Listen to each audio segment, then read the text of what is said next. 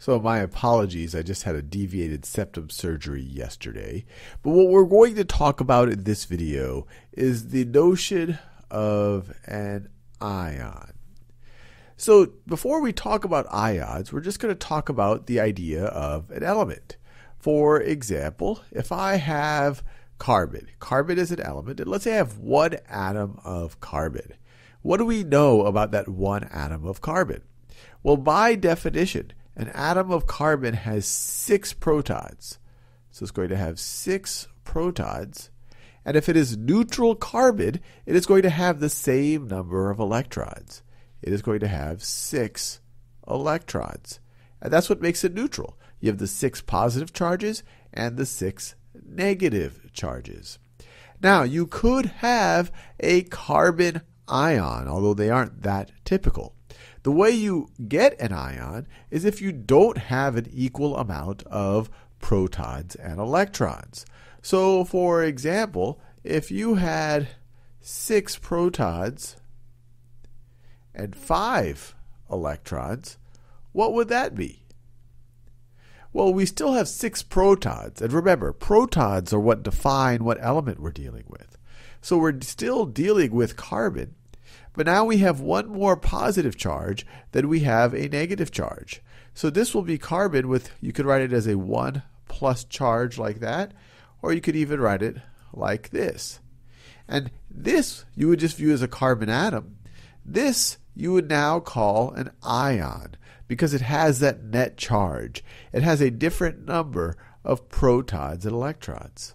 What if you were to go the other way around? What if you were to have 5 protons and 6 electrons? What would this be? Well, remember, protons define what element you're dealing with. So now, if you look at what element has 5 protons, we're dealing with boron. So this is going to be boron. Neutral boron would have 5 protons and 5 electrons. But this one has 1 extra electron. So it has 1 extra negative charge. So you could write it like this, 1 minus, or you could just say it has a negative charge. So this is a boron ion right over here. As soon as you have an imbalance between protons and electrons, you no longer would call it an atom, you would call it an actual ion. Now let's do an example question dealing with this. So our question tells us, an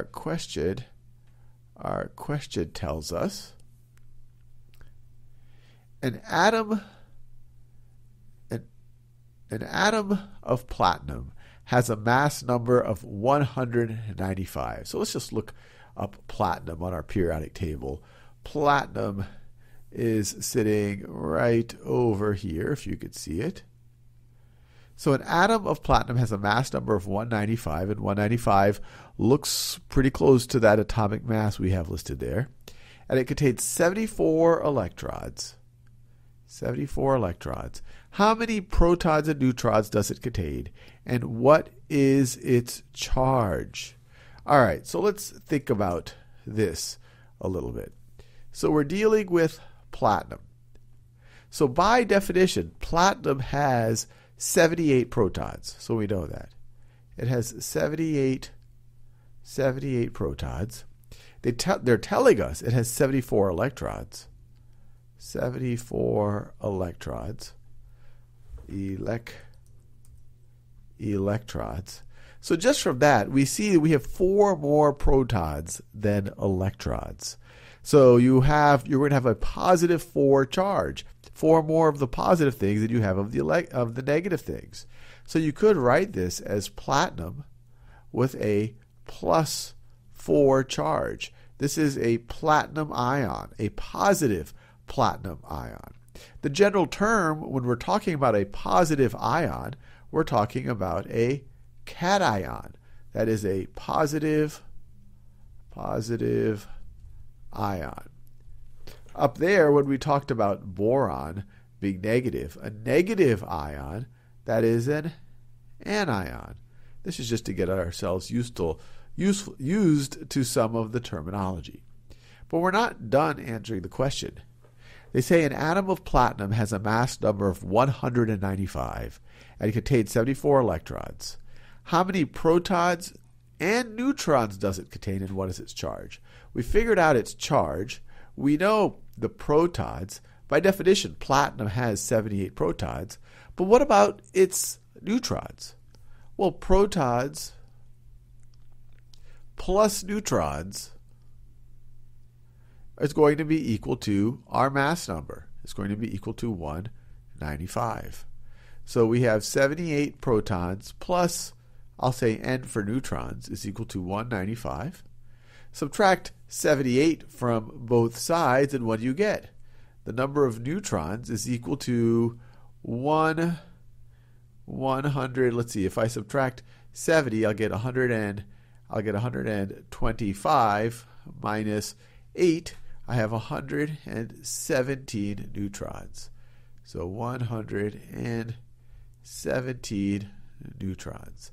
And we're done. But the big idea is, and we say atom when we have the same number of electrons and protons. That's when we are neutral. But as soon as we become non-neutral, we have either more electrons or more protons, and this is true of an atom or a molecule, we will then call it an ion. And if you want to be a little bit more specific, a positive ion is called a cation, and a negative ion is called an anion.